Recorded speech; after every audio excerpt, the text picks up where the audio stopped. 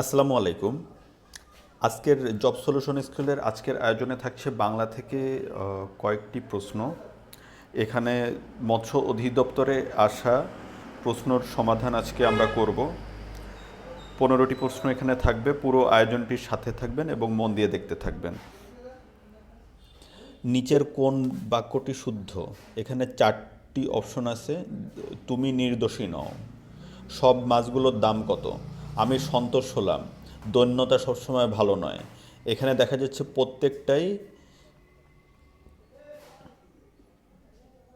প্রত্যেকটাই অসঙ্গতিপূর্ণ। সুতরাং এখানে উত্তর হচ্ছে কোনোটিই নয়। এখানে কোনো শুদ্ধ বাক্য নেই, তাই এখানে কোনোটিই নয়। নিচের কোন বানানটি শুদ্ধ? শুদ্ধ বানান এখানে হচ্ছে দুরবস্থা। সি নাম্বার হচ্ছে দুরবস্থা।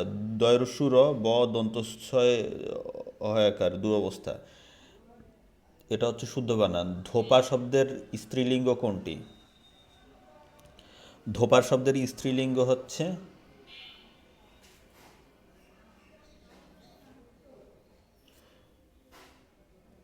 C number, ধোপানি।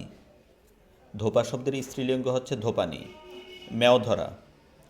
ম্যাওধরা বাগধারাটির অর্থ কী? ম্যাওধরা বাগধারাটির অর্থ হচ্ছে সি নাম্বার, এখানে দায়িত্ব নেওয়া।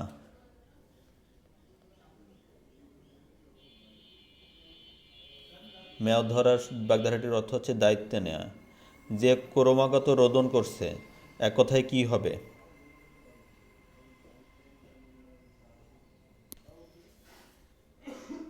এক কথায় হবে হচ্ছে রোরুদ্যমান। নিচের কোন বানানটি শুদ্ধ?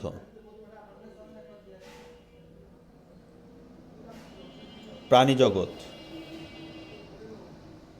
নিচের কোন বানানটি শুদ্ধ? এটা হচ্ছে প্রাণী জগৎ।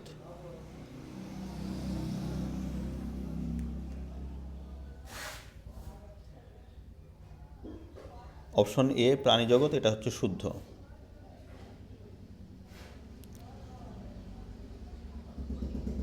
লিচু শব্দটি কোন ভাষা থেকে এসেছে? লিচু শব্দটি হচ্ছে চীনা ভাষা থেকে এসেছে। স্বাভাবিকভাবে মূর্ধন্য রয়েছে নিচের কোন শব্দে? 23 নম্বর প্রশ্ন। এখানে স্বাভাবিকভাবে মূর্ধন্যর 24 নম্বর প্রশ্ন। স্বাভাবিকভাবে মূর্ধন্য রয়েছে হচ্ছে পন, মূর্ধন্য পন। অপশন এ হচ্ছে স্বাভাবিকভাবে মূর্ধন্য রয়েছে। মোহাম্মদ শহীদুল্লাহর উপাধি কোনটি? 4টি অপশন আছে। 4টি অপশনের মধ্যে ডক্টর মোহাম্মদ শহীদুল্লাহর উপাধি ছিল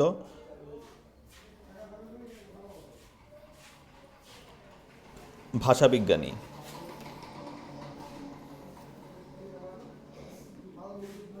25 সি হচ্ছে ভাষাবিজ্ঞানী। ভাষাবিজ্ঞানী ছিলেন ডক্টর মোহাম্মদ শহীদুল্লাহ। ধনধন্য পুষ্পে ভরা আমাদের এই বসুন্ধরা, এই চরণের রচয়িতাকে? ধনধন্য পুষ্পে ভরা আমাদের এই বসুন্ধরা, এই চরণের রচয়িতা হচ্ছেন দ্বিজেন্দ্রলাল রায় বা ডিএল রায়।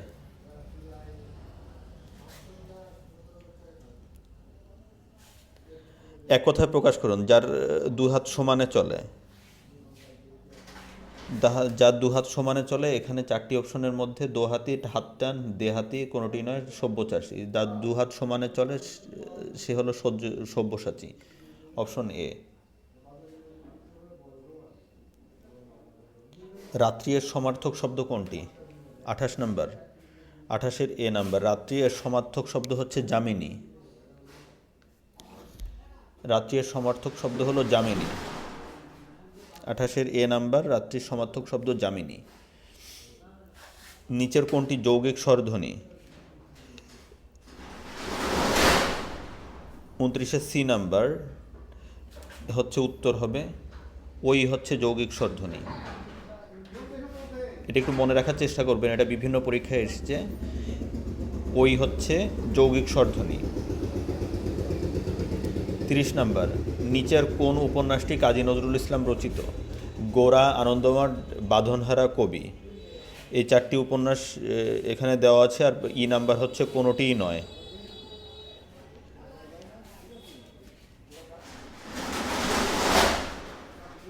বাঁধনহারা উপন্যাসটি কাজী নজরুল ইসলাম রচিত।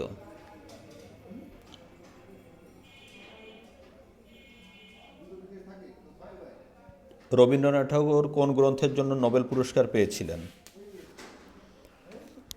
রবীন্দ্রনাথ ঠাকুর তার গীতাঞ্জলি কাব্যের জন্য নোবেল পুরস্কার পান। Option D, Gitanjali. নিচের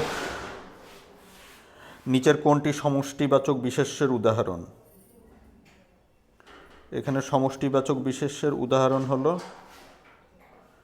সমিতি